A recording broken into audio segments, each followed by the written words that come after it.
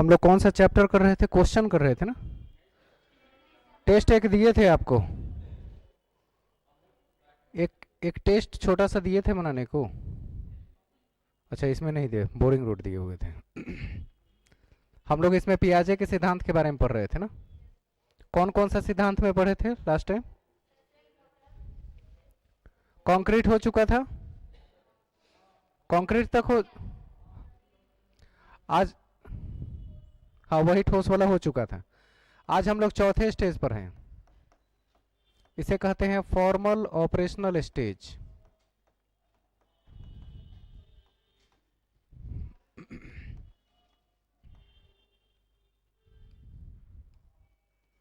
इसका age group होता है 11 से 15 वर्ष, या इसे कई बार लिखा जाता है 11 से ऊपर। ऊपर का मतलब 15, 16, 17, 18 जो भी एज ग्रुप में आएंगे वो सब इसमें शामिल हो जाते हैं। तो दो तरीके से इसमें एज ग्रुप को कैटेगराइज करते हैं, 11 से 15 भी लिख सकते हैं, 11 से ऊपर भी लिख सकते हैं।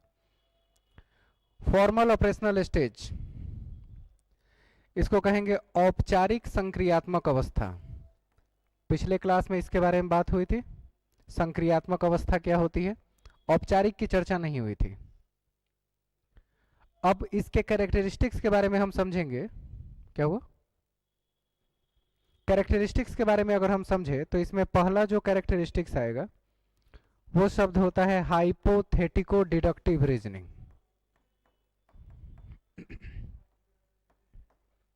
हाइपोथेटिको डिडक्टिव रीजनिंग, ये सबसे पहले आवश्यकता है। यानी कि इसको हिंदी में कहते हैं प्राकल्पित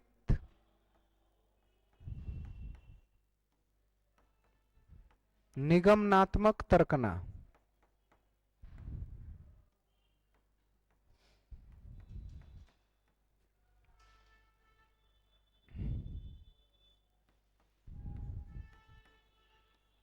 प्राकल्पित निगमनात्मक तर्कना, इस तरह से इसका नाम है।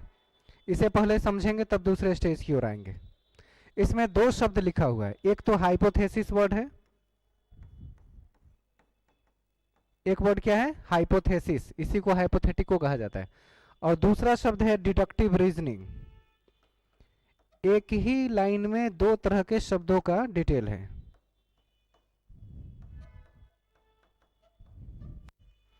हाइपोथेसिस का मतलब होता है परिकल्पना या प्राक कल्पना कह सकते हैं। मतलब a tentative solution of any problem, a tentative solution of any problem, किसी समस्या का संभावित समाधान है ये। समस्या का समाधान कैसा है? संभावित। संभावित का मतलब जिसके होने और नहीं होने दोनों का चांस इक्वल, प्रोबेबिलिटी को संभावना कहते हैं। तो कोई भी चीज अगर टेंटेटिव है, अगर आपके यूनिवर्सिटी एग्जाम डेट निकालती है तभी क्या लिखा रहता है बगल में?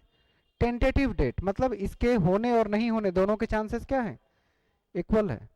तो जहां भी हाइपोथेसिस वर्ड है, हाइपोथेसिस इसीलिए प्रयोग करते हैं क्योंकि उस घटना के होने का भी चांस 50% और न होने का चांस भी 50%, इसलिए इसे इक्वल माना जाता है दोनों कंडीशन में। जैसे कि मैं क्लास में पढ़ा रहा हूँ, पढ़ाने के बाद जब मैं बाहर निकला तो देखा कि आसमान में बहुत बादल छाए हुए हैं, तो मेरे अंदर कौन सी कल्पना जागृत होगी? बादल को देखकर क्या आएगी? कल्पना क्या होगी? कि बारिश होने की संभावना होगी, नहीं होगी, गारंटी कौन देगा?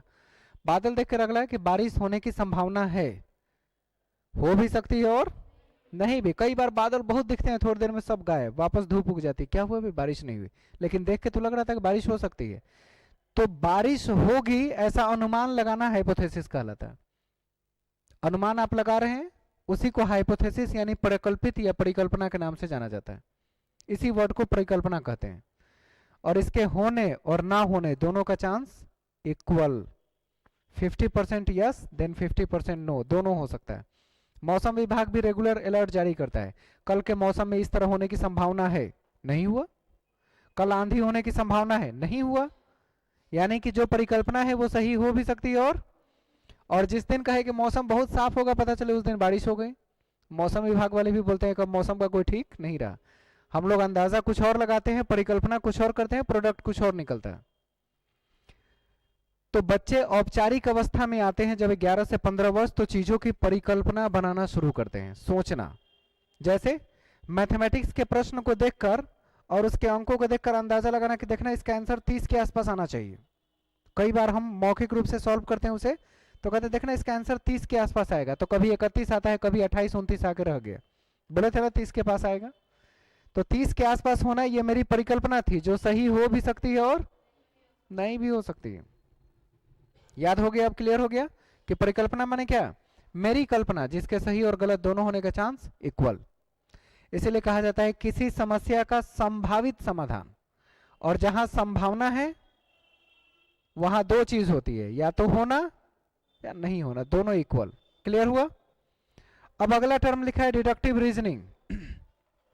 डिडक्टिव रीजनिंग को क्या बोलते हैं, निगमनात्मक तर्कना, मतलब कि किसी स्टेटमेंट के आधार पर किसी नतीजे तक पहुंचना। अगर एक आध दो स्टेटमेंट दिया हो, उस स्टेटमेंट के आधार पर किसी नतीजे तक पहुंच रहे हैं, तो कहते हैं कि हमने डिडक्टिवली उसको हल किया, समझा। जैसे एक उदाहरण मैं लूं, सभी पुरुष चोर होते हैं, दिल पे नहीं लेना है, एग्जाम्पल है। सभी पुरुष चोर होते हैं, श्याम एक पुरुष है। दूसरा स्टेटमेंट क्या है, श्याम एक पुरुष है, तो क्या नतीजा निकलता है, श्याम भी चोर है। इसी को कहते हैं डिडक्टिव रीजनिंग, कि दिए गए कथन के आधार पर आप किसी निष्कर्ष तक पहुंच रहे हैं, उसको डिडक्टिव रीजनिंग कहा जाता है। तो क्या बच्चे निष्कर्ष निकालना नहीं शुरू कर देते जब वो किशोरावस्था में प्रवेश करते हैं, आपकी बातों का अर्थ लगाना। तो भाई कई बार मेरे कहने का ये मतलब नहीं था, तो कहते हैं सब समझते हैं क्या मतलब था। ऐसा नहीं कि आपके स्टेटमेंट के आधार पर हम निष्कर्ष नहीं निकाल सकते कि आप क्या सोच रहे हैं। तो बच्चे कई बार कहते हैं ना कि अर्थ हम बेहतर समझ रहे हैं, मतलब वो निष्कर्ष निकालना सीख रहा है। तो यही वो चीज है कि दिए गए तथ्यों या तर्क के आधार पर वो किसी नतीजे तक पहुंचे, तो हम कहते हैं कि डिडक्टिव रीजनिंग के माध्यम से बच्चों में सोचने की क्षमता का विकास हो रहा है। डिडक्टिव रीजनिंग में हम लिखते हैं स्टेटमेंट 1। स्टेटमेंट 1 क्या है, सभी पुरुष चोर होते हैं।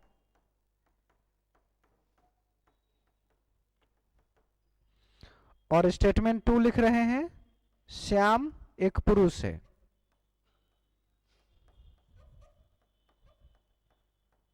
श्याम एक पुरुष है। तो कंक्लूजन यानी निष्कर्ष, नतीजा क्या निकलेगा कंक्लूजन में, कि श्याम भी चोर है। तो दिए गए कथनों के आधार पर जब कोई निष्कर्ष हम निकालते हैं, तो उस निष्कर्ष को क्या कहेंगे। तो बच्चे डिडक्टिवली सोचते हैं ना इस एज में आके।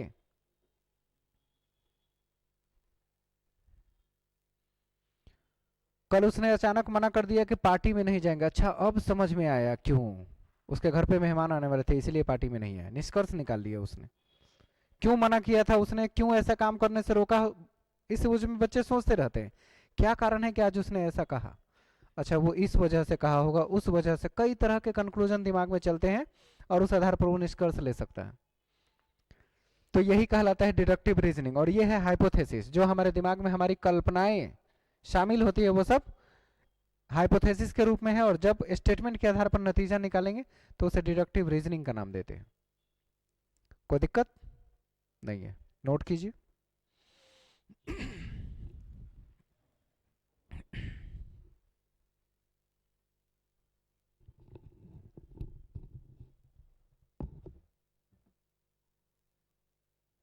संख्या कुछ कम दिख रही है, कहाँ गए लोग, कोई छुट्टी उट्टी तो है नहीं।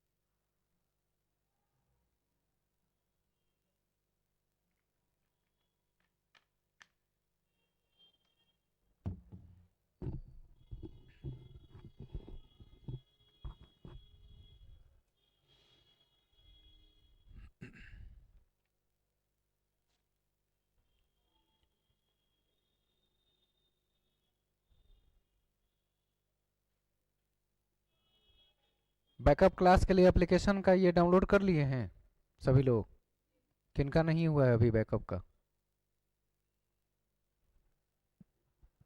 छुट्टी होने के बाद नीचे मिल के जाइएगा, अपना अपना वो एप्लीकेशन डाउनलोड करके नंबर्स अटैच कर लीजिएगा।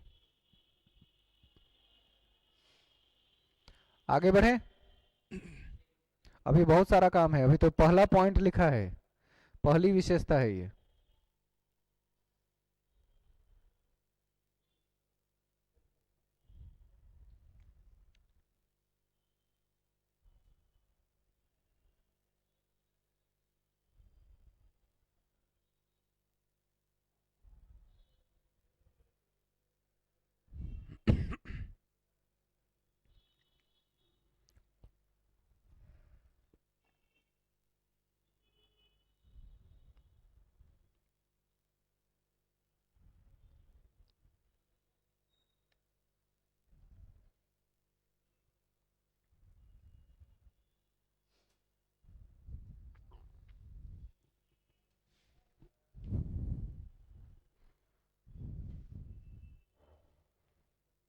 कल एक स्टूडेंट ने बहुत अच्छा और बहुत अजीब सा प्रश्न किया था।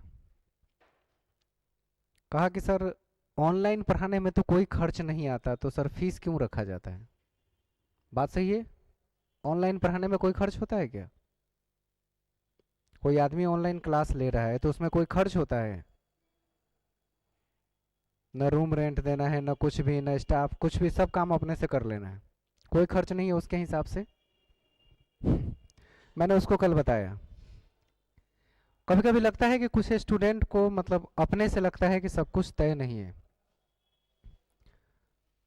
बात करते हैं ऑनलाइन एजुकेशन की, तो एक ऑनलाइन सेटअप करना पड़ता है पहले, बिना सेटअप का क्लास हो सकता है? और ये सेटअप का रेट आज के डेट में जो मेरे पास अवेलेबल है वो 4.5 लाख रुपए का सेट है। कोई खर्चा नहीं ऑनलाइन क्लास में। पहला, आपके मंथली, इसके बाद हम बता रहे हैं मंथली। मंथली अगर आप 100 MBPS का यूज कर रहे हैं इंटरनेट, तो इसका मंथली खर्च आता है कम से कम 1400 रुपए पर मंथ। डिपेंड करता है, सबसे कम का रेट बता रहे हैं, सबसे कम में हम जान ले 1200 रुपए रेट आता है, 1200 पर मंथ। उस स्पीड को अगर मेंटेन नहीं कर पाए तो लाइव क्लास होगा नहीं, बहुत बफर करेगा, साफ नहीं चलेगा, क्वालिटी नहीं आएगी, तो कंप्लेन भी बहुत सारे होने लगते हैं ऑनलाइन सेटअप के लिए। ये है। इसके अलावा ऑनलाइन क्लास चलाना है तो आपको इलेक्ट्रिक तो चाहिए ही, बिना इलेक्ट्रिक का संभव। तो इलेक्ट्रिक मंथली 3 से 4 हजार, मतलब 3 to 4 thousand लिख सकते हैं, 3 से 4 हजार की बिजली बिल आती है अभी, मतलब अभी ठंड का मौसम है इसलिए। ये 6 हजार के पार हो जाएगा जब गर्मी आएगी, एसी वगैरह सब कुछ चलने लगेंगे, फैन, 6,000 प्लस की बिल मंथली आती है। कहाँ खर्चा है ऑनलाइन क्लास कराने में? इसके अलावा ऑनलाइन काम करने के लिए ऑनलाइन सेटअप पे हर वक्त एक डिजिटल आदमी चाहिए जो लिंक बनाए, अपडेट करे, कहाँ किस बैच में कौन सा क्लास लगाना है नहीं लगाना है। एक स्टाफ आप रखेंगे जो आपको कंटेंट प्रिपेयर करके देगा, क्वेश्चन बना के देगा, सब करेगा ना काम। तो कम से कम भी सारे काम ऑनलाइन डिजिटल करने वाला एक आदमी मिले तो 10 से 12 हजार रुपए एक स्टाफ का खर्च है। कहाँ कोई खर्चा है? मैंने उससे पूछा, कोई खर्च थोड़ी है इसमें, पैसे तो थोड़ी लगते हैं, ऐसे ही हो जाता है ऑनलाइन क्लासेस। बोला सही में सर इतना खर्च होता है? स्टूडेंट को सोचना होता है कि वो अपने हिसाब से सोचता है, सही है, लेकिन उसको प्रोवाइड करने में जो फैसिलिटी हम लोग दे रहे हैं उसको मेंटेन करने में हालत खराब हो जाती है।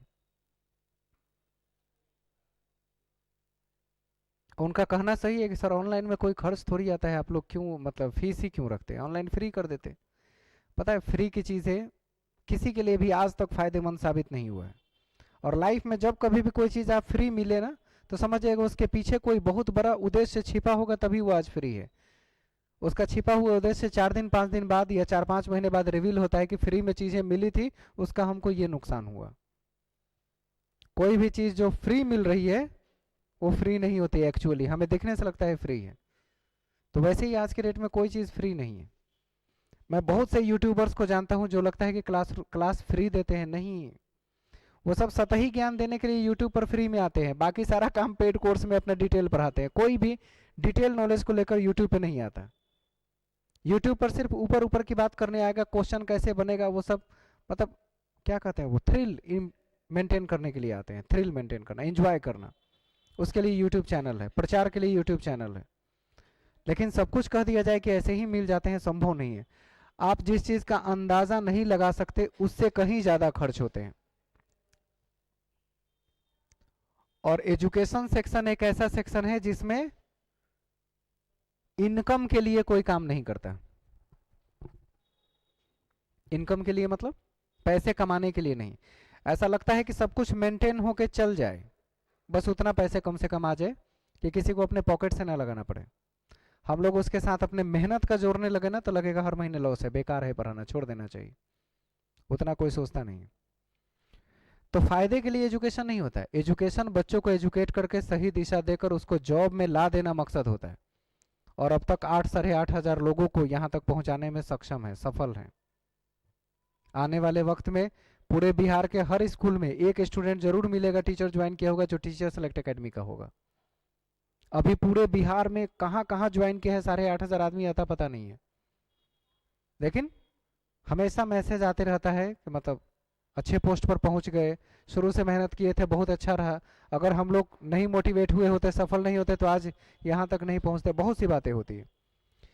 तो आप लोग भी आज जॉबलेस हैं, लेकिन आने वाले वक्त में आप भी जॉब में होंगे और यही एग्जाम्पल फिर नए बच्चों को हम दे रहे होंगे। मेरा तो यही काम है, हम यहाँ से कहाँ जाएंगे। तो कभी ये नहीं सोचा जाता है कि उससे क्या फायदा नुकसान है। स्टूडेंट का काम है आगे पढ़ाई करना, मेहनत करना और निकल जाना। यहाँ क्या चल रहा है उस पर सोचना उसका काम नहीं है। क्या आ रहा है, क्या जा रहा है, सोचेंगे तो आप पागल हो जाएंगे। घर बैठे भी होता ना, कुछ भी नहीं है तब भी 1-1.25 लाख रुपए हर महीने दे देना है, आए चाहे ना आए, इससे कोई फर्क नहीं पड़ता है। 1 से 1.25 लाख लोगों का सर, कहते हैं ना, सर चकरा के घूमने लगेगा अगर वो लॉस और प्रॉफिट के बारे में सोचेगा तो। ये कोई नहीं कर सकता। और उसके बावजूद भी हम लोग मुस्कुराते रहते हैं क्योंकि कोई फर्क नहीं पड़ता कि आए जाए, नहीं आए नहीं जाए। लेकिन फर्क उससे पड़ता है कि जिस परिवार को मैंने नौकरी दिला दिया उस परिवार की दुआएं बड़ी काम आती है। बस इसी के लिए काम हो रहा है। बाकी दुनिया में सब कुछ आएंगे और जाएंगे। ऑप्शन नंबर 2 पे आते हैं। इस उम्र में बच्चों में इमेजिनेशन बड़ी हाई लेवल का होता है। इमेजिनेशन यानी कल्पना। परिकल्पना अलग थी, ये कल्पना करने की बात करते हैं, मतलब सपनों में खोए रहना, ख्यालों में। तीसरे में आएंगे तो इसमें आ जाता है कॉन्सेप्ट फॉर्मेशन। इसी स्टेज की विशेषता लिख रहे हैं आप, कॉन्सेप्ट फॉर्मेशन। अभी ए लिखा था आपने सिर्फ पहला, अभी बी और सी आगे बढ़ रहे हैं। संकल्पना निर्माण। चौथे पर आ जाते हैं, बच्चों में लीडरशिप क्वालिटी आ जाती है।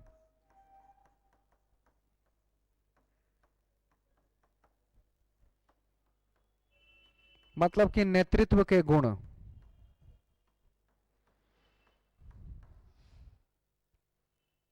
ठीक है।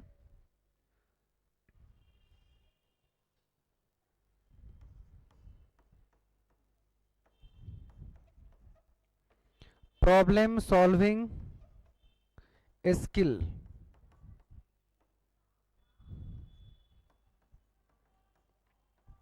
समस्या समाधान कौशल।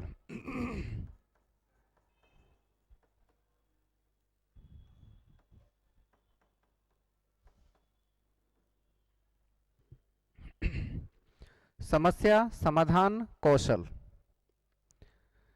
ये सब कुछ पियाजे के द्वारा प्रस्तावित शब्द हैं जो बच्चों में औपचारिक संक्रियात्मक अवस्था के दौरान विकसित होता है। औपचारिक संक्रियात्मक अवस्था।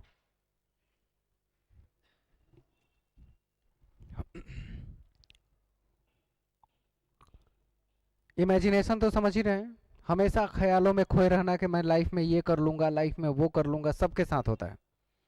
उसकी चर्चा हम करेंगे कुछ और रूप में, पहले आप इसको नोट कर लीजिए फिर बात करते हैं। इसके इतने सारे एग्जाम्पल है कि मैं खुद ही नहीं बता सकता कि कैसे कैसे इसको रिलेट किया जाता है। कहा जाता है कि जैसे ही व्यक्ति किशोरावस्था में प्रवेश करता है वो ज़्यादातर इमेजिनेशन में खोए रहता है। जैसे वो सोचता है कि मैट्रिक करूंगा, इसके बाद इंटरमीडिएट करूंगा, फलाने चीज़ का फॉर्म भरूंगा और मेरी नौकरी हो जाएगी, उसके बाद मैं गाड़ी खरीद लूंगा, उसके बाद मैं मम्मी के लिए वो कर दूंगा, पापा के लिए वो कर दूंगा, बहन की शादी करानी है, भाई को पढ़ाना, सोचते रहता है सोचते रहता है। बाद में क्या पता चलता है कि उसने मैट्रिक किया, इंटर किया, उसके बाद ग्रेजुएशन भी किया, उसके बाद पीजी भी कर लेता है, बीएड भी कर लेता है, लेकिन जो सोचा रहता है वो नहीं होता है। ख्याल बहुत किस्म के होते हैं, लेकिन सारे ख्याल हमारे हिसाब से नहीं होते। लड़के और लड़की दोनों के लिए कॉन्सेप्ट अलग अलग है, दोनों अपने अपने हिसाब से चीज़ों को सोचते हैं, तो वो इमेजिनेशन यानी कल्पनाओं में खोए रहता है। और कल्पना में खोने का कुछ कॉन्सेप्ट ऐसा भी है, उसमें हिंदी फिल्मों के गाने बड़ी सपोर्ट करते हैं। कल्पना में खोए रहने में कई बार ऐसा आता है, चांद तारों में आए चेहरा नजर, ऐसा सुना है ना? ऐसा ही लाइन है कि कुछ और है? चांद तारों में चेहरा नजर आए मतलब क्या है? कल्पना है और कुछ नहीं। चांद तारे तोड़ लाऊं, पता नहीं क्या क्या करूं, सुना होगा। अरे किसी को जान से मारना है तो चाकू से मार दो भाई, इतने बड़े बड़े ग्रहों से दबा के मारने की क्या जरूरत है?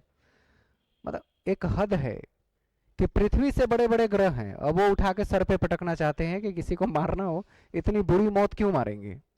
वो उनकी कल्पना होती है। कॉन्सेप्ट फॉर्मेशन यानी संकल्पना। आपको पता है कि 9th-10th क्लास में जब बच्चे इंटर करते हैं तो टीचर से एक सवाल अक्सर करते हैं, क्लास में साइंस पढ़ रहे हैं, साइंस पढ़ते पढ़ते कोई टॉपिक हुआ, एक्सप्लेन किए, नहीं समझ में आया तो क्या कहता है?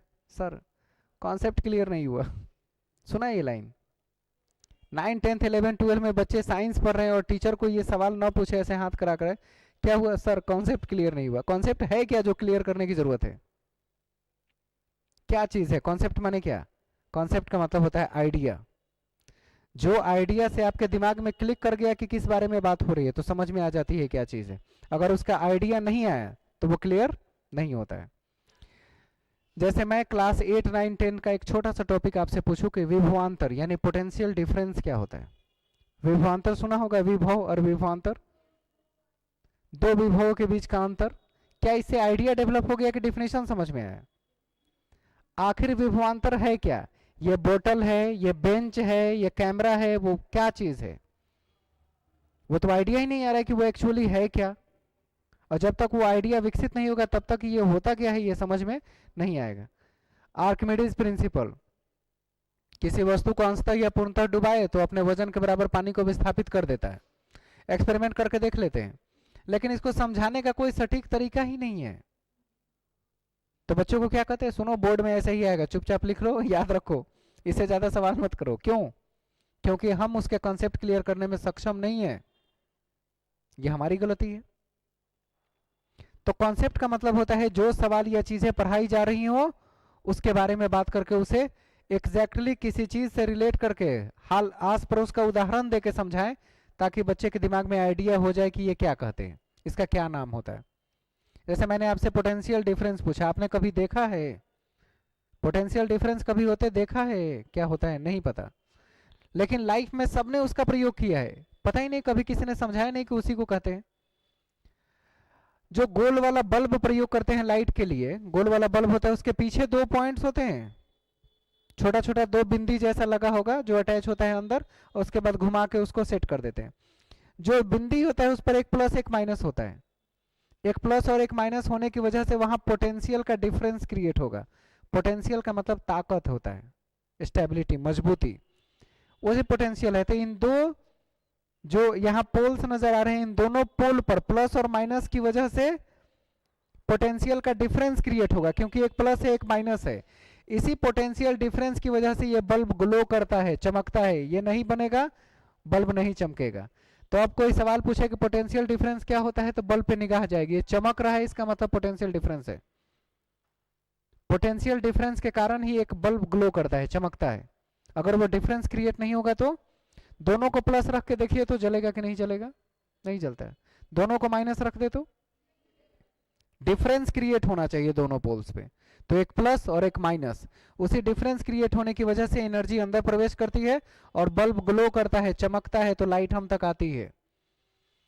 तो बच्चा कहता है अच्छा इसको कहते हैं पोटेंशियल डिफरेंस, मतलब अब आइडिया मिला कि ये क्या चीज है। इसको कहते हैं कॉन्सेप्ट फॉर्मेशन। इस उम्र में बच्चे पूछते हैं कॉन्सेप्ट, हर चीज के बारे में जानना चाहते हैं कि क्या होता है। इसके बाद देखना है लीडरशिप। इसमें बच्चे कभी भी अकेला कहीं आते जाते नहीं है, अपना 4 दल बल लेके कहीं आएगा जाएगा। चाय पीने जाना है तो चलो सब लोग, समोसे खाने जाना है सब के सब चलो, क्यों? क्योंकि समूह में रहना पसंद करता है और साथ ही साथ समवयस्क समूह होना चाहिए, सेम एज ग्रुप के बच्चे, ना अपने से छोटा ना अपने से बड़ा, उनके साथ नहीं होते हैं, सेम एज ग्रुप। अगर क्लास 9 में है तो सारे बच्चे फ्रेंड्स किस क्लास के होंगे? 9th क्लास के। 10th में होगा तो 10th के फ्रेंड। 10 वाला 9 में फ्रेंड नहीं बनाता, 10 वाला 11 में नहीं बनाता, उसको कहते हैं सेम एज ग्रुप में। और उसमें से 8-10 का अगर समूह है तो उसका कोई एक लीडर होता है जिसकी बात सब मानते हैं। और कहता है शाम को सबको 5 बजे वहां जमा हो जाना है। क्या कर रहे हैं? अरे समोसे का पार्टी करेंगे, आ जाना सब लोग। ठीक है ठीक है, सबने हामी भर दी और उसने कहा तो सबने बात मान लिया। यानी उस अकेले बच्चे में क्या है? लीड करने की क्षमता है। इस उम्र में वो टीम क्रिकेट बनाते हैं, क्रिकेट टीम, और उसका एक कैप्टन चुनते हैं जिसकी बात सब लोग मानते हैं, अपनी मर्जी से चुनते हैं कि ये कैप्टन रहेगा, इसके बाद विचार व्यवहार सबके लिए अच्छा है, यही आदमी चुना जाएगा। या कोई अपने से जबरदस्ती कहता है मैं ही कैप्टन रहूंगा, नहीं तो टीम नहीं रहने दूंगा, ऐसा तो नहीं होता। सबकी मर्जी से एक कैप्टन बनता है और कैप्टन क्या करता है? टीम को लीड करता है। तो वो जब समूह में खेलते हैं तो अपना एक कैप्टन चुनते हैं, लीडर चुनते हैं और उसके छत्र छाया में खेलते हैं। होता है ऐसा? किसको मन नहीं करता कि वो पहले बॉलिंग करे पहले बैटिंग करे, लेकिन मन को दबाए रहता है। कैप्टन ने नहीं कहा, कैप्टन जब कहेगा तब बैटिंग करने के लिए उतरेंगे और कैप्टन जब कहेगा तब बॉलिंग करेंगे। होता है ऐसा? तो अपने मन को मारे हुए है, क्यों? क्योंकि एक लीडर है उनका जो उन्हें गाइड करेगा कि किसको कब क्या करना है। इसलिए इस उम्र में बच्चों में लीडरशिप आ जाती है, क्वालिटी। समूह में रहता है तो समूह का एक लीडर होता है। इसके बाद है प्रॉब्लम सॉल्विंग स्किल। बच्चे अपनी समस्या का समाधान करते हैं, ढूंढते हैं। अगर आप उसे कोई प्रॉब्लम दे देंगे, उसे न भूख लगेगी, न प्यास, न चैन, न सुकून, न नींद, जब तक कि समाधान ढूंढ न ले चैन से नहीं बैठता है। कहते हैं लगता है कि एकदम पागल ही हो गया, जब तक इसका हल न ढूंढ ले वो काम करता रहता है, क्योंकि उसने समस्या को, चैलेंज को एक्सेप्ट किया है। और जब जब हम चैलेंज को एक्सेप्ट करते हैं तो पूरे दिल से काम करते हैं ताकि हम उसमें सफल हो सके। तो हर बच्चा चाहता है कि वो समस्या समाधान कौशल का विकास करे, यानी उसके जीवन में जो छोटी मोटी समस्याएं आती है उसका हल करे। और अगर घर में वो बड़ा है तो अपने छोटे भाई बहनों की समस्याओं का भी हल करता है। कई बार पता चला कि छोटा भाई आज पिटने वाला है क्योंकि पेरेंट टीचर मीट हुआ था, इसका स्कोर कम है और पेरेंट से साइन करा के लाना है, तो बड़ा भाई साइन कर देता है, ले जाओ बच जाओगे, आइंदा ऐसा नहीं होना चाहिए। या बड़ी बहन कर देती है, बचाते भी हैं, यानी समस्या का समाधान ढूंढ लेते हैं। हम लोग जब प्राइमरी में पढ़ रहे थे उस समय एक शिक्षक बहुत ही नैतिक कहानी सुनाए थे। कहानी क्या था कि गुरुकुल शिक्षा पद्धति के समय एक शिक्षक रात को काफी तेज बारिश हो रही थी, तो एक छात्र को उठा के कहा कि बाबू सुनो, जो हम लोगों ने फसल बोया था धान की, उसमें पानी धीरे धीरे जरूरत से ज्यादा जमा हो जाएगा तो धान की फसलें डूब जाएगी और वो मर जाएंगे। तो ऐसा करना कि जाके देखो अगर पानी ज्यादा जमा हो गया हो खेतों में तो कहीं से नाली खोल देना, और ताकि पानी धीरे धीरे निकल सके। अब खेत सूखा भी नहीं होना चाहिए, पानी जरूरत से ज्यादा भी नहीं होना चाहिए, दोनों ध्यान रखना है। अब वो गया तो देखा कि बांध जैसा ज्यादा टूट गया है और उस बांध से डायरेक्ट खेत में पानी आ रहा है, मोटा सा नाली। सुना था ये कान? तो बच्चा कई बार वो मिट्टी लेके उस बांध को बनाने की कोशिश करता है कि ठीक हो जाए, लेकिन बहाव इतनी तेज थी कि मिट्टी डालता था सब बह गया। अब वो क्या किया कि वही लेट गया पूरा और उसके बांध के पानी को रोका कि खेत में प्रवेश ना करे, और रात भर उसी में लेटे रहा, क्योंकि वो समस्या का समाधान करने गया था, छोड़ के भागने नहीं गया था। उस एज ग्रुप में जब सुबह गुरुजन उठे सुबह सुबह तो सबसे पहले बच्चे को देखने गए कि भाई रात को भेजा था, खबर ले ले क्या था। गए तो पता चला रात से आया ही नहीं। अब उनका भी हालत खराब कि बच्चा को भेजे थे, कहीं ऐसा ना हो कि कुछ हो गया हो, क्योंकि खेत खलिहान में जाना, सांप वगैरह का डर, या कोई चीज काट ले या कोई जानवर हमला कर दे, बहुत सी बातें उनके दिमाग में चल रही थी। दौड़ते भागते गए, बहुत सारे बच्चे उनके पीछे पीछे गए तो देखे कि वो पानी में रहे रहे बेहोश हो गया था। वहीं पे गए तो उसको मतलब उठाए, वहां से ले आए, सब चीज ठीक किया और उसको कोई जड़ी बूटी दिया जिससे वो होश में आया। तो पूछा कि तुम यहाँ क्यों लेटे हुए हो? क्योंकि पानी, जब बारिश खत्म हो गई तो पानी ढलने का काम शुरू, अब उधर का पानी का लेयर उधर है, इधर का इधर है, समझ में नहीं आया कि बीच में क्यों लेटा है। तो बताया कि रात को धार इतनी तेज थी कि मैं कितना भी मिट्टी रखूं वो बांध टूट जा रहा था, तो मैं पूरी रात उस पर लेटा हुआ था।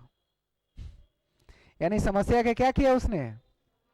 समाधान किया। वो आके कह सकता था कि मुझसे नहीं हुआ, लेकिन इस उम्र में बच्चे चैलेंज को एक्सेप्ट करते हैं। नहीं होगा वाला कॉन्सेप्ट नहीं है, देखते हैं कैसे नहीं होगा, ये वाला कॉन्सेप्ट है। कैसे नहीं होगा, जबरदस्ती काम को करते हैं। तो ये होती है किशोरावस्था में प्रवेश करने की विशेषता।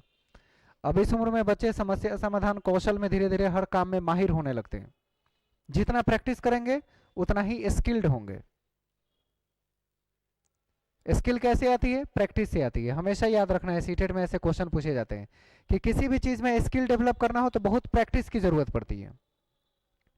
खेती करना किसी को एक दिन में नहीं आता, बाल बनाना या काटना नाई को एक दिन में नहीं आता, बहुत दिन की प्रैक्टिस के बाद वो उस काम में स्किल्ड होता है। आज के डेट में लोग बाल बनाने जाते हैं तो क्या करते हैं, मोबाइल पे एक फोटो दिखाते हैं, सुनिए हमको ऐसा बाल कटवाना है, तो एक बार देख लेता है कैसा है, उसको मोबाइल को रख दिया, बिल्कुल वैसे ही डिजाइन के हिसाब से काट दे रहा है। स्किल, इतनी प्रैक्टिस किया है वो उसी एक काम में कि स्किल्ड हो चुका है। कोई दिक्कत समझने में? तो बच्चे में समस्या समाधान के कौशल का विकास होता है। अब आगे लिखेंगे कुछ अन्य विशेषताएं जो पियाजे ने नहीं बताया लेकिन जरूरी है। आगे टॉपिक लिखेंगे कुछ अन्य विशेषताएं।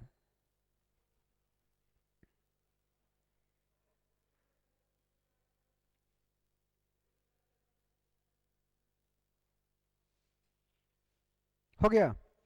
सबसे पहले लिखेंगे स्वतंत्रता की भावना। स्वतंत्रता की भावना।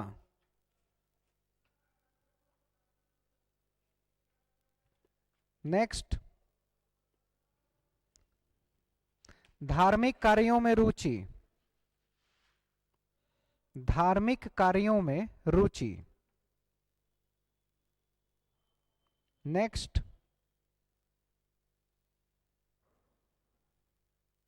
सांस्कृतिक गतिविधियों में भागीदारी। सांस्कृतिक गतिविधियों में भागीदारी। नेक्स्ट, आत्महत्या प्रवृत्ति।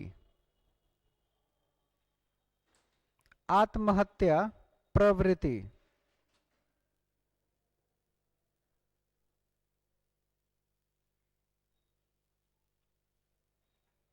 नेक्स्ट, समवयस्क समूह बनाना, सेम एज ग्रुप। समवयस्क समूह, सेम एज ग्रुप। समवयस्क समूह बनाना।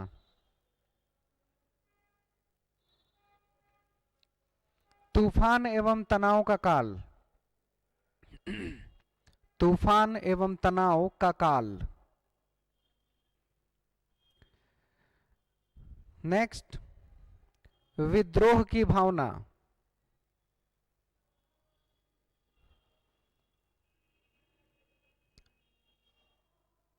नायक या वीर पूजा। नायक या वीर पूजा। वीर माने वही मजबूत वाला। नायक या वीर पूजा।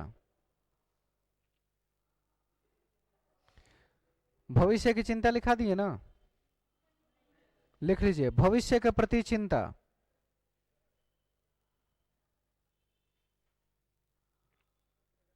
भविष्य के प्रति चिंता। बाल अपराधी प्रवृत्ति। बाल अपराधी प्रवृत्ति।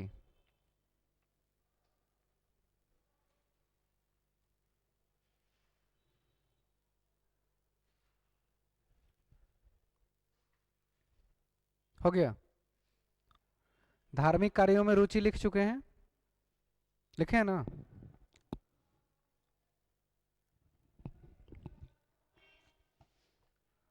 विपरीत लिंग के प्रति आकर्षण। अपोजिट जेंडर से अट्रैक्शन रहता है। विपरीत लिंग के प्रति आकर्षण।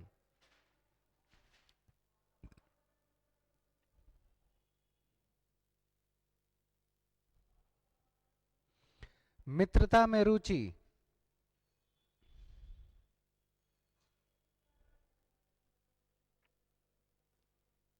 हो गए। अस्थिर स्वभाव। अस्थिर स्वभाव। अस्थिर स्वभाव।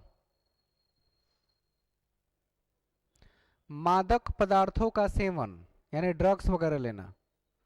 मादक पदार्थों का सेवन। नेक्स्ट, आत्मसम्मान की भावना। 10-12 पॉइंट हुआ कि नहीं हुआ? अभी इधर 4-5 पॉइंट पहले से लिखे हुए हैं, बाकी इतने सारे पॉइंट और हो गए। इसे एक एक करके समझने की जरूरत है। आत्मसम्मान की भावना, सेल्फ रेस्पेक्ट ढूंढते हैं, ठीक है। पहला पॉइंट क्या लिखा है, इसको समझते हैं एक एक करके। स्वतंत्रता की भावना, मतलब कि किशोरावस्था में जब बच्चे प्रवेश करते हैं तो वो कभी नहीं चाहते कि मुझसे आते और जाते हुए कोई सवाल पूछे कि कहाँ गए थे और कहाँ से आ रहे हो। कहते हैं मुझे प्राइवेसी दी जाए, स्वतंत्रता दी जाए, हम बड़े हो गए हैं। जब देखो तब बच्चे की तरह पूछते रहते हैं कहाँ गए थे, कहाँ से आ रहे हो, क्या कर रहे हो। अब हम कोई बच्चे नहीं रहे। यानी वो क्या चाहता है, प्राइवेसी। अगर उसके रूम में कोई अचानक प्रवेश कर जाए तो क्या कहते हैं, नॉक करके नहीं आ सकते। सुना है कि नहीं ऐसा? वो अपना रूम किसी के साथ शेयर करना नहीं चाहता।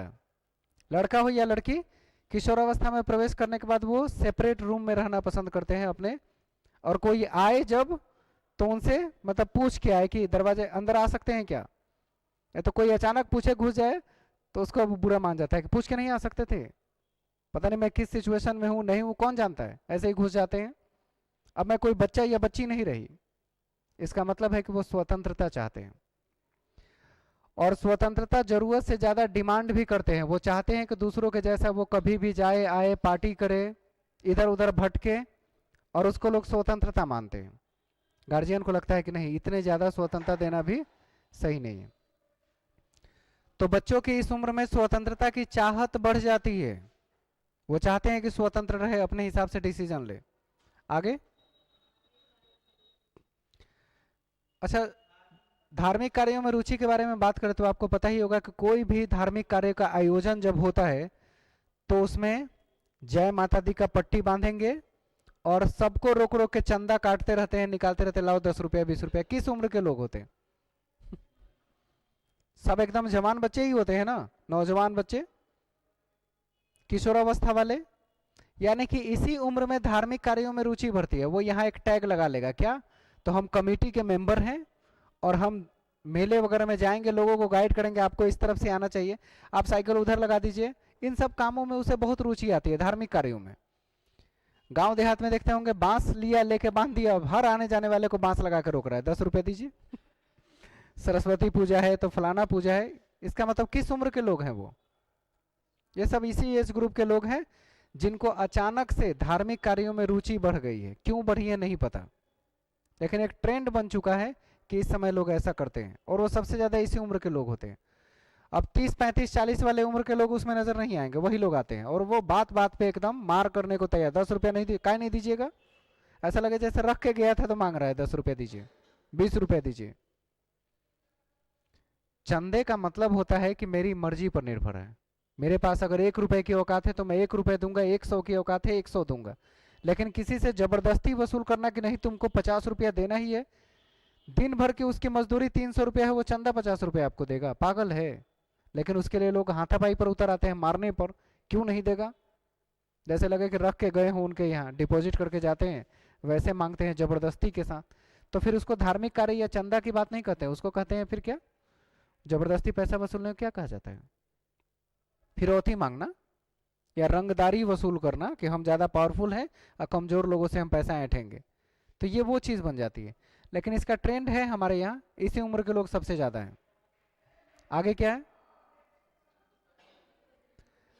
जो भी सांस्कृतिक कार्यक्रम हो, शादी विवाह हो या किसी तरह की गतिविधि हो, कहते हैं इस उम्र के लोग सबसे ज्यादा होते हैं। आप बुलाए ना बुलाए, सब आके काम देख रहा है, वो कर रहा है, और सब ठीक चल रहा है ना, वहां देख लो, वहां चेक करो, इसको ये ला के दो। खाना वाना खिलाना, बारातियों को लाना, या सांस्कृतिक कार्यक्रम में पूरी बुनिया जो कुछ भी खिलाते हैं, सबको मैनेज करते हैं वो लोग। किस उम्र के लोग हैं वो सब? सब इसी एज ग्रुप के लोग हैं। 12-15 साल के आसपास, 20 साल के आसपास सब दिखेंगे, मतलब 12 से सब ऊपर नजर आते हैं। यानी कि ये वही एज ग्रुप के लोग हैं सब के सब, और इनको ऐसे कामों में बड़ी रुचि आती है, मजा आता है। अब सबका काम कर लिया, तब बाकी सारा समूह एक बार सबसे लास्ट में बैठेगा, खाएगा पिएगा एंजॉय करेगा, उसके बाद ठीक है अंकल जा रहे हैं, मतलब आपका सारा काम हम लोग करवा दिए बिना बुलाए। तो गांव देहात की अच्छी बात यह है कि शादी किसी के यहाँ हो, काम कोई भी देख लेता है, कोई टेंशन नहीं कि कौन आएगा कौन जाएगा, नहीं। यहाँ मैनेजमेंट करने के लिए हम लोग क्या करते हैं, मैरिज ब्यूरो वाले को बुलाते हैं, बजट बनाता है कितना खर्च होगा, कितने लोग खाएंगे। गांव में 5 पंच के लोग बैठ के 200-500 आदमी के खाने का हिसाब किताब लगा देते हैं। 5 लोग बैठ के कौन कितना खाएगा, कितना लगना चाहिए, सब तय। गांव के बच्चे डिसाइड कर देते हैं कि काम किसके हाथ में क्या बटा हुआ है, और सबको एकदम प्रॉपर तरीके से अरेंज कर देते हैं। इस उम्र में होता है। आगे सबसे ज्यादा आत्महत्या इसी उम्र के लोग करते हैं, 12 साल से ज्यादा हो, मैट्रिक एग्जाम दिया, सेकंड डिवीजन आ गया, ट्रेन के आगे आ गए, भाई मार दो हमको, जीने के लायक नहीं रहे हम, सेकंड आ गए, नालायक लोग। इसको कहते हैं, मतलब क्या, कायर कहा जाता है सामान्य भाषा में। जो अपने रिजल्ट की वजह से, अपने चीजों की वजह से, फेल या पास होने की वजह से सुसाइड कर लेता है, नालायक कहते हैं ऐसे लोगों को, कायर। जिसको जिंदगी को सामने से मतलब लेने की या सामने से टकराने की जिनको हिम्मत नहीं होती है, वो लोग सुसाइड करता है। बहुत सच्ची सी बात है। लेकिन आत्महत्या प्रवृत्ति सबसे ज्यादा इसी उम्र में विकसित होती है, इसके बाद आगे रहती है। इंसान को कौन सी गतिविधि आत्महत्या के लिए प्रेरित कर सकती है, कोई नहीं जानता। कोई भी छोटी से छोटी बात के लिए वो आत्महत्या कर लेना चाहेगा। आईआईटी का एग्जाम दिया, नहीं निकला, लास्ट चांस था, मर जाओ। भाई 18 साल तुमको गार्जियन ने पोसा पाला, इतना बड़ा किया, अपनी पूरी एनर्जी लगा दी, और जब तुम 18 साल के हो गए, अब तुम्हें जिंदगी में कुछ करना है तो तुम निकलने में लगे हुए हो कि हम मर जाते हैं। 18 साल की मेहनत, मर जाना, सुसाइड कर लेना, कितनी बेवकूफ़ी सी बात है। सिर्फ इसलिए कि वो एग्जाम क्वालिफाई ना कर पाए। एक एग्जाम डिसाइड करेगा कि मेरी जिंदगी कैसी होगी। तो इस उम्र में बच्चे ऐसे दबाव में रहते हैं। अब इंजीनियरिंग का एक लड़का था यहाँ एनआईटी में, यहाँ है ना एनआईटी कॉलेज पीछे, एनआईटी में बच्चा पढ़ रहा था, उसका अपने दोस्त से थोड़ा कम पैसे में सिलेक्शन हो गया, सुसाइड कर लिया बेवकूफ ने। 17 लाख पर एनम उसको मिल रहा था, सालाना 17 लाख पे सिलेक्ट हुआ था, और खूब खुश था, मम्मी पापा सबको बताया कि मतलब मेरा सिलेक्शन हो गया फाइनल ईयर में, 17 लाख पर एनम से शुरू हो रहा है, आगे और बढ़ेगा, सब लोग बहुत खुश। और तब तक उसको पता चला कि उसके एक फ्रेंड का 19 लाख पे सिलेक्शन हुआ है उसी कंपनी में। अब उसी रात को उसने सुसाइड कर लिया कि मेरे से ज्यादा उसका कैसे। ये कौन सी बात है भाई? हम पढ़ा के इंसान तैयार नहीं कर रहे हैं। एक इंजीनियर तो उसे बना दिए, एक अच्छा इंसान नहीं बना पाए। जो ये जज नहीं कर सका कि नौकरी जिंदगी से बड़ी नहीं थी, क्या पढ़ाना उसे? इंजीनियरिंग 4 साल पढ़ाया, लिखाया, समझाया, और उसको एक बेसिक सी बात नहीं समझ में आई कि लाइफ क्या होती है। मेडिकल नहीं निकला, सुसाइड कर लेंगे, ये कौन सी बात है भाई? आजकल तो सुनते हैं ब्रेकअप पे सुसाइड कर लेते हैं। 11-12 के गर्ल्स एंड बॉयज, लड़का लड़की होते हैं, रिश्ते में है, प्यार में है, और अचानक से ब्रेकअप हो जाए तो सुसाइड कर लेते हैं। ऐसे कितने केसेस रोज सुनने को मिलते हैं। सुसाइड कर लिया, क्यों? क्योंकि ब्रेकअप हो गए। ब्रेकअप सुसाइड की वजह है। मतलब कहां पहुंच गया है इंसान, अंदाजा नहीं लग रहा है। किसी को कोई नहीं पसंद है या किसी के साथ नहीं रहना है तो कोई जबरदस्ती नहीं रख सकता। माँ बाप भी अपने बच्चे को नहीं रख पाते, तो रिश्ते ये नए नए बनने वाले कौन सी चीज है? जब किसी के साथ नहीं रहना तो नहीं रहना, आप जबरदस्ती बांध के नहीं रख सकते। और बांध के रखा हुआ रिश्ता रिश्ता नहीं होता, इसलिए लीव कर जाना चाहिए। जिस रिश्तों में अपना रेस्पेक्ट खत्म हो जाए ना, वो रिश्ता आगे नहीं चलाया जाता है। वो चाहे किसी रिश्ते में हो, आप पति पत्नी के रिश्ते में हो, गर्लफ्रेंड बॉयफ्रेंड के रिश्ते में हो, या अपने परिवार से किसी रिश्ते में जुड़े हो, नहीं चल पाता। तो इसलिए ऐसी वजह सुसाइड का होना बड़ी अजीब सा लगता है। अब एक नया सवाल उससे उत्पन्न होता है कि सुसाइडल टेंडेंसी मेल में ज्यादा होती है कि फीमेल में?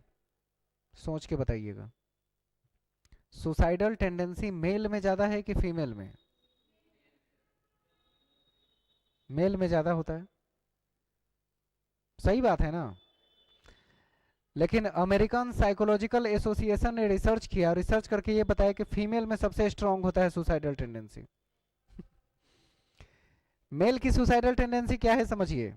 5वें फ्लोर पर चढ़ गया है, जो प्राचीर या दीवार है उस पर चढ़ गया है कि अब नीचे कूद जाएंगे, नीचे देख भी लेता है कूदने के लिए, कहता है कूद जाए, मर जाए तो मम्मी बड़ी रोएगी, उतर आता है। मम्मी बड़ी रोएगी ये सोच के उतर आएगा वो। लेकिन अगर एक महिला सोच ली है ना कि मुझे मर जाना है, केरोसिन तेल डाल के आग लगा लेती है, तरप तरप के मरती है। अगर उसने मरना सोच लिया है तो उसको आप ये नहीं कर सकते। आप इतना खतरनाक उनका टेंडेंसी होता है, स्ट्रॉन्ग विल पावर, कंडेम करना चाहिए, लेकिन उनका स्ट्रॉन्ग विल पावर होने की वजह से अगर उसने मरने का सोच लिया तो चूहे की दवा खा के तरप तरप के मरते हैं, मैंने देखा है। मेल को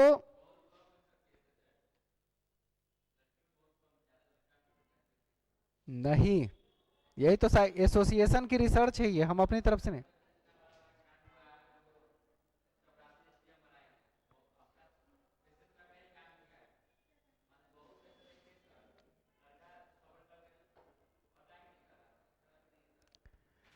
लड़के पेशेंस रखते हैं, वो सुसाइड नहीं करते, क्योंकि उनके पीछे उनकी एक पूरी फैमिली होती है जिसकी जिम्मेदारी उस पर होती है। वो मर जाएगा तो कौन देखेगा, सुसाइड करने का नहीं सोचते जब तक कि उसकी जिंदगी उसके काम से छोटी न लगने लगे। अब सोसाइटी में किसी कारण से रेस्पेक्ट नहीं रहा, उसका इज्जत बर्बाद हो गई, तभी वो मरने की सोचता है, बाकी किसी कारण से वो मरने के बारे में नहीं सोचता। ऐसी छोटी छोटी समस्याएं कितनी आई और गई, वो सब झेल लेता है। एक आईएएस की पत्नी 3 साल पहले पटना में 5वें फ्लोर से कूद के सुसाइड कर ली। क्यों, क्या कमी थी उसको? मेंटल प्रेशर, घर में अकेले रहना। अगर हस्बैंड आईएएस है तो उसका कब आना, कब जाना, कब बाहर रहता है, कहाँ रहता है, कुछ आता पता नहीं। वो अकेले रहते रहते अजीब सा बिहेव करने लगे और एक दिन 5वें मंजिल से कूद गई और मर गई, क्योंकि उसको एक चीज की कमी थी कि मेरे हस्बैंड मुझे टाइम नहीं देते हैं, बस इसीलिए वो मर गई। सोचिए कि कितना स्ट्रांग विल पावर होगा कि सोच ली और मर ही गई, बाकी नहीं रही। एक पुरुष का कहानी सुनाते हैं आप, उसका स्ट्रांग कितना होता है पता चल जाएगा। हमारे गांव में एक व्यक्ति थे, ललन महतो नाम था उनका, और वो दिन भर मजदूरी करते थे और शाम को पूरा टल्ली होके पहुंचते थे घर, 1 रुपया बचा के नहीं। दिन भर मजदूरी और शाम को पूरा पौवा हुआ मार के एकदम टाइट होके गाना गाते आते थे, घर में प्रवेश करते। 2 बच्चे, बीवी, माँ बाप सब हैं, किसी के लिए 1 रुपया बचा के नहीं लाते। रोज बीवी गाली देती थी, रोज कुछ बोलती थी, कैसे मर्द हो तुम, ना अपनी बीवी का ध्यान रख सकते, ना बच्चों का, ना खुद के माँ बाप का। और ये औरत भी काम करती थी, मतलब मजदूरी का काम कहीं खेतों में करती थी, उससे दिन भर का जो खर्चा मिले उससे अपना पूरा परिवार चला रही है, बच्चों को, माँ बाप को और खुद का। और ये जो दिन भर कमाता है उसका क्या करता है, शराब पी के चला आता, रोज रात को हंगामा होता। एक दिन उसकी बीवी ने झाड़ू उठाया और उसको खूब झाड़ू झाड़ू से मारा। वो उसे बुरा मान गया कि मुझको झाड़ू से मारी। जाके अपने मम्मी और पापा को बोला तो बोला झाड़ू के साथ साथ चप्पल और जूते से भी मारना चाहिए इसको। और थोड़ा गमगीन हो गया कि माँ बाप भी उसी का सपोर्ट कर रहे हैं। उसके बाद वो घर से निकल पड़ा, बोला कि आज तो हम मर जाएंगे। गाँव घर वालों ने कहा ठीक है उद्धार करो, तुम जाओ, मर ही जाओ कहीं। मतलब कोई उसको रोकने वाला नहीं, वो निकल पड़ा। 9:30-10 बजे की बात है, रात में वो निकल पड़ा कि अब हम मरने जा रहे हैं। तो उस समय अप्रैल वगैरह में गेहूं वहूं कटता है ना, खेतों के बीचों बीच जा रहा था, तो गेहूं की जो बालियां छोटी रहती है उस पर चप्पल पड़ने से कड़ कड़ की आवाज आ रही थी। तो एक आदमी सड़क से गुजर रहा था, उसने पूछा कौन जा रहा है खेत में? तो बोला कि मैं लल्लन। कहाँ जा रहे हो? तो मरने जा रहे हैं। बोला ठीक है, लालटेन और लाठी लेके कहाँ जा रहे हो? तो बोला सांप वाप काट लिया तो। सोचिए कितना स्ट्रांग विल पावर के साथ निकला है वो मरने। ये होती है पुरुषों की स्ट्रांगनेस। लाठी और लाठेन लेके चला, कहीं सांप काट कर, मरना है तो सांप काट के मरे, बिच्छू काट के मरे, जैसे मरना है जाके मर जाओ। लेकिन नहीं, उसको क्या करना है, अपने आप को बचाना है, दूसरे को सिर्फ बताना है कि मरने जा रहे हैं। ऐसा होता है। पुरुष के पीछे एक बहुत बड़ी जिम्मेदारी होती है, वो बात बात पे सुसाइड नहीं करता। लेकिन महिला, इतना खराब स्ट्रांग विल पावर होता है, केरोसिन तेल डाल के आग लगा लेना और चमड़ा झुलस झुलस के मरना, एक पुरुष को बर्दाश्त नहीं होगा। वो कि इतना इतना तरफ के कौन मरेगा भाई, हम तो ना मरे। मरने के 100 रास्ते हैं, स्ट्रांग विल पावर के साथ लेडी होती है, बचाना चाहिए। तो अंत में यही कहना चाहूंगा कि आत्महत्या करना कायरता है और कुछ नहीं। दुनिया में ऐसी कोई समस्या नहीं है जिसका समाधान नहीं है। बहुत सारी लड़कियां या महिलाओं के साथ कुछ गलत हो जाता है तब भी वो सुसाइड करने के बारे में सोच देते हैं। रिलेशन में कई बार कोई ऊंच नीच हो जाती है तब भी वो मर जाने का सीधे ख्याल आता है। अरे दुनिया में कोई ऐसी समस्या नहीं है जिसका समाधान नहीं है। दुनिया में ऐसी कोई समस्या नहीं है, बस ये है कि वो अपनी बातें किसी को कह ही नहीं पाते। जिस दिन वो अपनी बातें किसी को खुल के बताने लगे ना, उस दिन मरने की नौबत कभी आएगी ही नहीं। और एक फीमेल के लिए उसकी लाइफ में ऐसा कोई होना जिससे वो अपनी बात कर सके, ऐसा कोई है ही नहीं। कोई ऐसी बात जो किसी हस्बैंड को या रिलेशन में किसी के साथ है उससे बोल दो तो भी रिश्ते लगता है खत्म हो जाए। कोई ऐसी बात कह दो जिससे रिश्ते टूट जाते हैं। कोई सुनने वाला ही नहीं है, सब सुनाने वाले हैं। यही वजह है कि वो मर जाना सोचते हैं। लेकिन मैं उनके लिए हमेशा कई बार यूट्यूब वगैरह पे भी बताऊं कि दुनिया की ऐसी कोई समस्या नहीं है जिसका समाधान नहीं है। आपसे नहीं हो रहा है, आप किसी से हेल्प लीजिए। हर समस्या हो, कितनी भी बुरी से बुरी परिस्थिति हो, पूरा परिवार साथ नहीं देगा, लेकिन कोई तो ऐसा होगा जो साथ देगा। उस एक की तलाश कीजिए जो आपके लिए फिक्र करता हो, आपके बारे में सोचता हो, समझता हो, जानता हो। वो आपकी हर तरह की समस्या का समाधान ढूंढेगा। और दुनिया में कभी कोई किसी की मदद न करे, याद आए, हर परिस्थिति में जब आप एकदम लगे कि इससे बढ़िया तो मैं मर ही जाऊं, तो उस समय आपकी मदद एक ही आदमी कर सकता है, वो होता है शिक्षक, जिससे आप जुड़े हुए हों। वो कभी किसी से कहने नहीं जाता है कि फलाने की ये समस्या थी जिस कारण वो ऐसा करने जा रहे थे, नहीं। वो लोगों की समस्याओं को सुनता है, समझता है, उसका रिस्पॉन्स करता है, भूल जाता है कि क्या बात थी। तो दुनिया में कोई साथ ना दे, उस समय आपका कोई शिक्षक, कोई ऐसा व्यक्ति जिससे आप जुड़े हुए हो, आज भी याद करते हो या उनसे बात हो, कोई राय लेना हो तो उनको फ़ोन करते हो, वो आपकी मदद हर परिस्थिति में करेगा, चाहे पूरी दुनिया ही साथ क्यों ना छोड़ दे। और वो भरोसा ही नहीं करते, उनको लगता है कि हम कहेंगे तो पता नहीं क्या हो जाए, ऐसे हो जाए, वैसे। जिंदगी से बढ़ के कुछ नहीं है, बस इतना ही सोचना है। तो आत्महत्या का ख्याल not a good habit. Life is so beautiful, इतनी खूबसूरत है कि जिंदगी को जीने के लिए समय चाहिए, वो नहीं है। और लोग जिंदगी से हाथ धो बैठते हैं। बहुत खूबसूरत है जिंदगी, जीना चाहिए। और क्या है आगे? कौन सा? समवयस्क समूह तो थोड़ी देर पहले बताए ही थे कि 9th क्लास में हो तो 9th क्लास के बच्चे या 10th क्लास के बच्चों के साथ आना जाना, चाय टपड़ी समोसे सब उसी के साथ करते हैं। और इस उम्र में बच्चे को कहा जाता है कि तूफान और तनाव का काल होता है।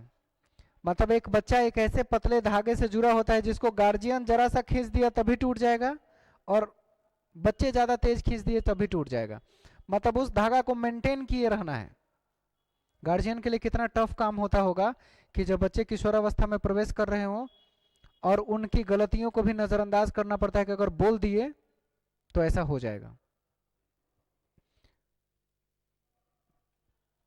मैंने एक लड़के का कंडीशन देखा था, जैसे होता नहीं, एक दो चार लोगों के संपर्क में आने की वजह से कुछ बुरी आदतें उसमें आ गई, और बुरी आदतें आ जाने के बाद किसी समय उसने सड़क पे चल रही किसी लड़की के साथ छेड़खानी कर दिया, और छेड़खानी कर देने के बाद वो लड़की उसे पहचान गई कि ये कौन है, उसने कभी देखा नहीं था। लड़की उसे पहचान गई कि फलाने अंकल का ये लड़का है और ऐसे मेरे साथ तमाशा कर रहा है। अब वो जब उसका नाम लेके बोलती कि तुम फलाना हो ना, उसका हाव भाव एकदम बंद, सीटी उटी बजाना बंद, सब कुछ सन्नाटा। कैसे जानती हो? बोला तुम घर जाओ, आज तो मेरे पापा तुम्हारे पापा को फोन करेंगे तब पता चलेगा हम कौन है, तुम पहले घर जाओ। उस दिन वो घर नहीं पहुंचा। पता है क्या सोच रहा था कि अगर पता चल जाए तो हम यहीं मर जाएंगे, घर नहीं जाएंगे। क्या सोचा उसने? संगत की वजह से। तूफान और तनाव का काल यही होता है कि हर छोटी मोटी बात को वो इतना ज्यादा ओवर थिंकिंग कर लेता है कि वो हो जाता है। तो वो इतना डर गया कि लड़की भी समझ गई कि हो सकता है कि इसको किसी ने जबरदस्ती पुश करके भेजा हो कि जाओ तुम छेड़खानी करो, और बाकी सब पीछे से गायब हो गया, रैगिंग टाइप का। लड़की समझ गई कि उसका हाव भाव चेहरा एकदम होता ना, एकदम डर जाना अजीब सा, वो समझ गए। लेकिन फिर भी बोले कि जाओ पापा फोन करेंगे तब पता चलेगा। अब ये घर नहीं गया है, रात को 8 बजे 9 बज गया, दूसरे दोस्त के यहाँ है, घर नहीं जाएंगे आज। जब उसके घर से पूरी रात कॉल नहीं आई तो होता नहीं जानने के लिए फोन करना कि बच्चा कहाँ है, लड़की ने जाके अपने पापा को बताया और पापा को कहा कि गार्जियन को बस इतना ही बताइएगा कि थोड़ा बहुत चीजों पर ध्यान रखने की जरूरत है, संगत भी कर रहा है। उसने क्या किया ये नहीं बताना है, सिर्फ इतना कहना है कि उसका संगत बिगड़ गया है, आप उसका ध्यान रखिए। तो एक गार्जियन ने गार्जियन के तौर पे दूसरे गार्जियन से बात किया, और उस गार्जियन ने भी उसको बहुत लाइटली लिया कि इस उम्र में बच्चों में ऐसी चीजें हो जाती है। नहीं तो बहुत से लोग चप्पल जूता निकाल के चल दिए, कहाँ है? हाइपर होने की जरूरत नहीं है, इस उम्र में ऐसी हरकत होना सिंपल सी बात है। अगर किसी ने कर दिया तो अगर करने के बाद उसे ये पता हो कि गार्जियन को मालूम चल जाए, शर्म से मर जाते हैं लोग कि गार्जियन को पता चल जाएगा। तो उसने फोन किया दोस्तों को कि कहाँ हो, तो पता चला कि यही है, हम लोग ग्रुप स्टडी कर रहे हैं, थोड़ा लेट होगा आने में। तो बोला अंकल कोई बात है क्या? तो बोला नहीं, रात हो गया था इसीलिए फोन किया कि कहाँ है अभी तक। जब इसने सुना कि कोई बात नहीं है तो बहुत रिलैक्स होकर घर डरते डरते पहुंचा। फिर गार्जियन ने उस दिन कुछ नहीं कहा, एक हफ्ते बाद उसे बताया कि तुम्हारी संगत में ये जो 2-3 लोग हैं तुम्हारे लिए ठीक नहीं है। तुम्हारी कंप्लेन मुझे एक हफ्ता पहले आया था, लेकिन मैंने उस समय कुछ नहीं कहा क्योंकि तुम बहुत डरे हुए थे, तुम कोई गलत कदम उठा सकते थे। तो मैंने भी एक हफ्ता इंतजार किया जब तुम स्टेबलाइज हो जाओ। अब तुम ठीक हो, अब तुम मेरी बात समझ सकते हो तो समझो। अपने फ्रेंड लिस्ट में से ये 2-3 लोगों का संगत छोड़ दो जो बीच बीच में आते हैं और कुछ गलत चीज सिखा के गायब हो जाएंगे। जो बाकी तुम्हारे फ्रेंड्स है वो ठीक है, जो रेगुलर मेंटेन है। जो बीच बीच में आके गायब होते हैं उनसे दोस्ती रखना सही। इसने भी कहा कि ठीक है पापा, वो दोस्त नहीं रहेंगे। उसके बाद से ऐसी हरकत उसकी जिंदगी में बंद ही हो गई, जिंदगी में कभी नहीं किया। अब वही तूफान और तनाव वाली काल, अगर उसकी हरकत सुनते ही मम्मी पापा एकदम हाइपर होके फोन करते तो शायद उसी बिल्डिंग पर से वो कूद के मर जाता, अगले दिन घर कभी नहीं पहुंचता वो।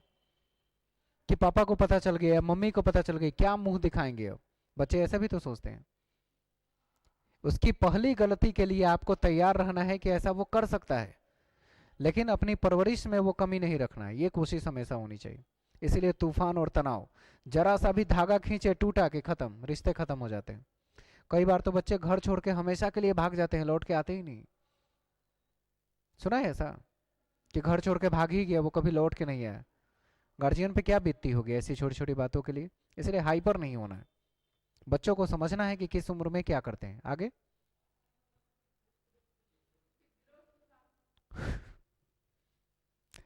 जो नेता वेता बनते हैं, तुम मुझे खून दो मैं तुम्हें आजादी दूंगा, विद्रोह की भावना किस उम्र के लोग होते हैं? सब नौजवान ही लोग हैं ना। गरम दल नरम दल के नेताओं में फर्क क्या था?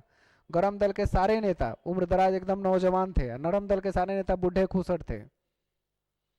आजादी के लिए भी तो ऐसे कई सारे चीजें बनी। इसमें जाहिर है कि जो गर्म खून थे उनकी बात ही कुछ और थी। वो तो बस सूट एंड साइट वाला काम करते, मार दो बाद में देखा जाएगा क्या होगा, नहीं होगा, पर इसको मारो। तो वही चीज है इसमें कि इसका ध्यान हमें रखना पड़ता है कि बच्चे बहुत अग्रेसिव होते हैं, उसको कंट्रोल करना बहुत मुश्किल है। अगर दंगा कराना हो तो किस उम्र के ज्यादा सबसे लोग होते हैं? बच्चे। नौजवान उम्र के बच्चे दंगा में सबसे ज्यादा शामिल है, बड़े उम्र के लोग नहीं आते दंगा में, मारपीट में। सामूहिक मारपीट हो, धर्म की लड़ाई हो तो देखिए कौन है, सब नौजवान लोग मिलेगा, झंडा एकदम पट्टी वट्टी बांध के मेरा देश महान करके निकल जाएंगे। कई लोगों से वो उनके देशभक्ति का सबूत मांगते फिरेगा, अपना तो आता पता है नहीं, दूसरे से मांगते फिरते हैं। ये विद्रोह की भावना है उनके अंदर, जो इस उम्र में प्रबल रहता है। इस उम्र में अगर उसे सही दिशा मिल गई तो देश के लिए काम आता है, गलत दिशा मिल गई तो आतंकवादी और नक्सल भी बनते हैं। इसी उम्र से शुरू होता है। आतंकवादी की ट्रेनिंग किस उम्र में शुरू होती है? 14-15 साल के बाद शुरू हो जाती है। और नक्सलाइट बनाना हो तो ऐसे ही नौजवान बच्चों को उठाते हैं, जिसको समाज का हवाला दे दे करके, समाज में तुम्हारे साथ ये गलत हुआ, तुम्हारे परिवार के साथ ऐसा हुआ, चलो तुम मेरे में शामिल हो जाओ, ये लो बंदूक और जाकर मार दो। इससे समाधान मिल जाता है। तो इसी उम्र में बनना और बिगड़ना दोनों तय होता है, जिसे कहते हैं किशोरावस्था। आगे बढ़िए। इस नायक या वीर पूजा का मतलब होता है कि इस उम्र में हर बच्चा किसी के जैसा बनने का प्रयास करता है। अगर लड़का हो तो किसी हीरो का, बॉडी बिल्डर का, क्रिकेटर का फोटो अपने रूम में लगा के रखता है और उसी के जैसा, उसके जैसा बाल बनाना, उसके जैसा दिखना, अपने लुक पे काम करता है। और लड़की हो तो किसी मॉडल का, हीरोइन का फोटो लेके रखना, किसी स्मार्ट मॉडल का फोटो लेके रखना और उसके जैसा बनने का प्रयास करना। इसको वीर पूजा कहा गया। होता था कि नहीं होता था? कोई फेवरेट था उस समय? नहीं। हम लोग जब उस अवस्था में प्रवेश किए तो एक ही हीरो नाम आता ही था, अजय देवगन। यहां तक बाल लटका हुआ, एकदम झटके के साथ उठना, और उसके फिल्मों के सारे गाने हिट, मतलब अच्छा, एक्टिंग फाइटिंग सब कुछ बहुत अच्छा, फिल्में देखो तो दिल खुश हो जाए। तो फेवरेट हीरो अजय देवगन। हमारे यहाँ सब आर्मी वाले थे हमारे घर में, बाल 2 इंच से जहां लंबा हुआ कि अजय देवगन के बाल का सपना सपना ही रह गया बचपन में कि उसके जैसा बाल बढ़ाने का अवसर मिले। हर 2-3 महीने पे कोई आर्मी ऑफिसर या फिर आर्मी में है या फिर एयरफोर्स में है या कोई असम राइफल्स में है, हर 3 महीने पे 1-2 आदमी का विजिट था। और 2 महीना में बाल जहां थोड़ा सा बड़ा, इसका बाल बड़ा हो गया आते ही एकदम ऐसा छोटा छोटा ऐसा कटाएंगे, मिलिट्री कट। बाद में अपना चेहरा देखने के बाद लगता था यही थे हम। कटोरा रख के काट देना, वही वाली स्थिति थी, बाल बढ़ने ही नहीं देते थे लोग। अरे भाई आप आर्मी में है, आप मेंटेन कीजिए, हमको आर्मी मैन बनाने की क्या जरूरत थी? लेकिन नहीं, तो फेवरेट हीरो उसके बाल की वजह से, उसके एक्शन की वजह से, और वैसा आदमी कुछ कर नहीं पाया, दिल में फेवरेटिज्म लिए बड़े हो गए, अब कोई फर्क नहीं पड़ता कौन क्या है। तो हर आदमी के लाइफ में कोई फेवरेट जरूर होगा जिसके जैसा बनने का प्रयास। कोई था कि नहीं था? हीरोइन में, मॉडल में? तो डॉक्टर को दिखाना चाहिए जाके, होना चाहिए। अगर किसी के लाइफ में ऐसा कोई फेवरेट नहीं आया मतलब प्रॉब्लम है पर्सनालिटी में। थोड़ी देर के लिए भी लगा हो, पूरी दुनिया से छिपा के फोटो किताबों में रखते हो, उसको देख देख के अच्छा लगता हो, तो ऐसा होना चाहिए। अगर है तो नॉर्मल है, भले मुझे मत बताइए, लेकिन नहीं है तो डिफरेंट बात है। इस उम्र में सबके साथ होना चाहिए, क्यों नहीं हुआ? आप लोगों का तो था ना कोई क्रिकेटर, बॉडी बिल्डर, हीरो, जिसके जैसा बनने का प्रयास, वेरी नॉर्मल। ना हो तो समस्या है। आगे बताइए। कौन सा?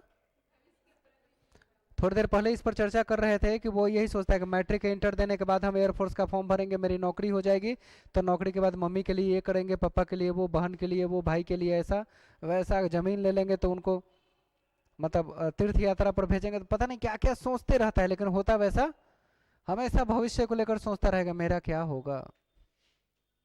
इस उम्र में सबसे ज्यादा लोग सिर्फ सोचते हैं, जितना सोचता है उतना काम कर देना, मेहनत कर दे तो सफल हो जाते हैं, लेकिन मेहनत से ज्यादा वो सिर्फ सोचते रहता है। आगे क्या है? बाल अपराधी प्रवृत्ति का यही मतलब होता है कि इस उम्र में बच्चे किसी संगीन जुर्म में संलिप्त हो जाते हैं, या तो हमेशा के लिए चोरी में शामिल होना, पुलिस पकड़ के ले जाएगी, उसको बाल गृह में रखेगी, ऐसा होता है। नशेरी हो जाते हैं, या जुआ खेलने वाले हो जाते हैं, शराब बेचने वाला हो गया, तो वैसे बच्चे को क्या कहते हैं? बाल अपराधी बन गया। तो बाल अपराधी बनने की प्रवृत्ति इसी उम्र से शुरू होती है, क्योंकि उसको चाहिए अपनी जरूरत के लिए पैसा, और अगर नहीं मिला तो वो किसी का मर्डर कर सकता है उतने कम पैसों के लिए।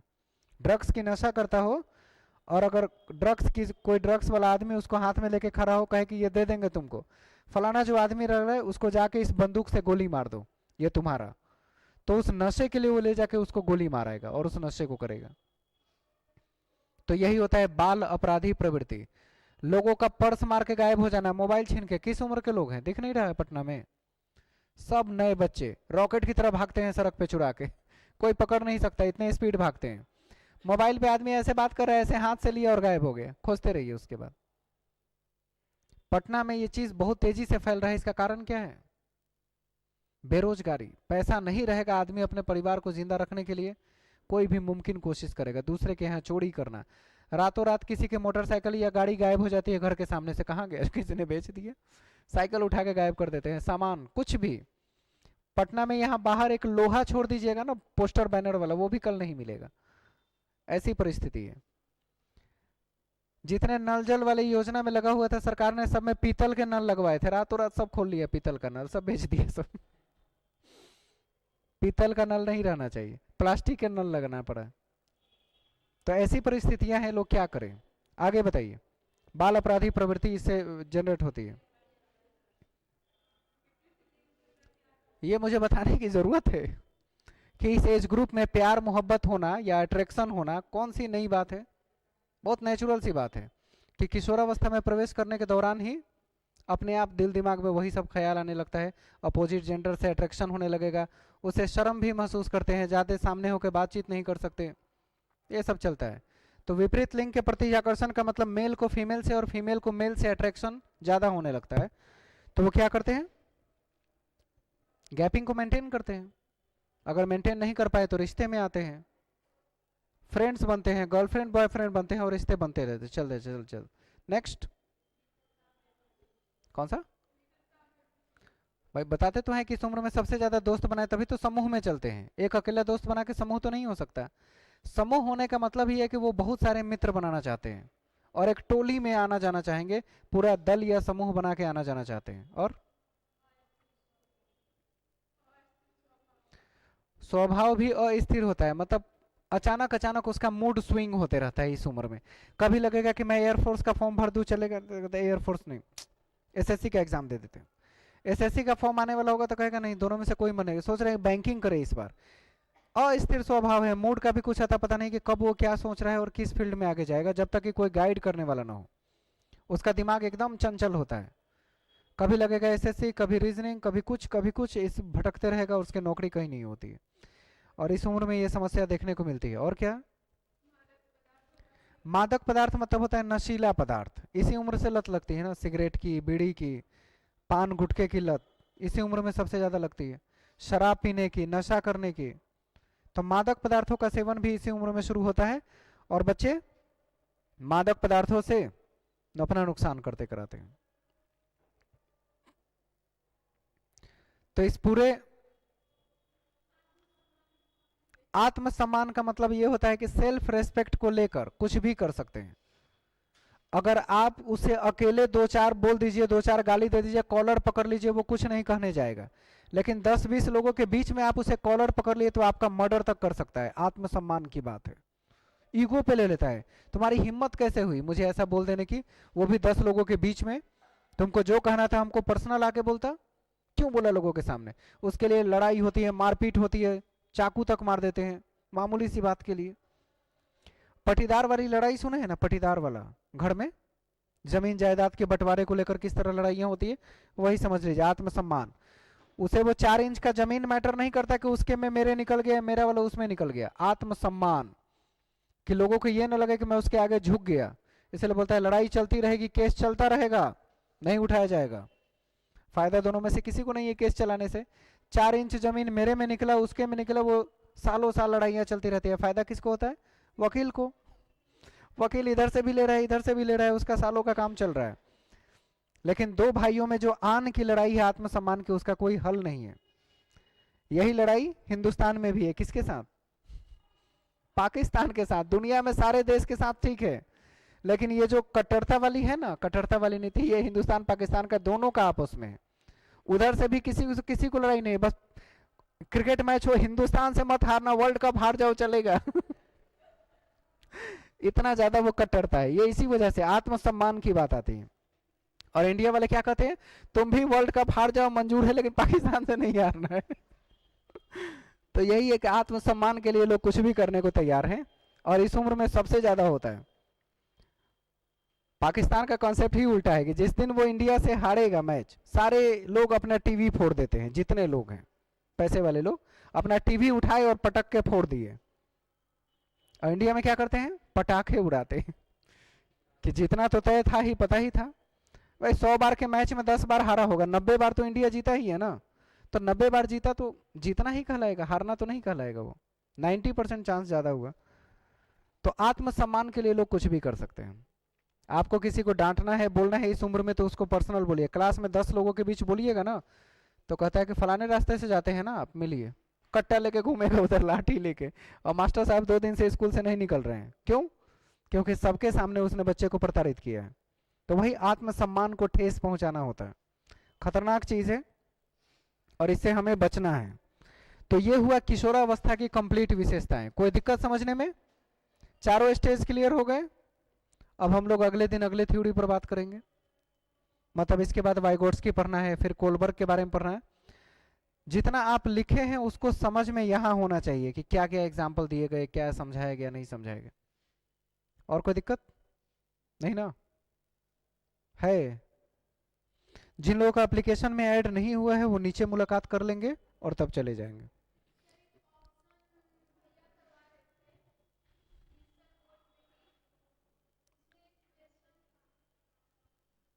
क्या था उसमें?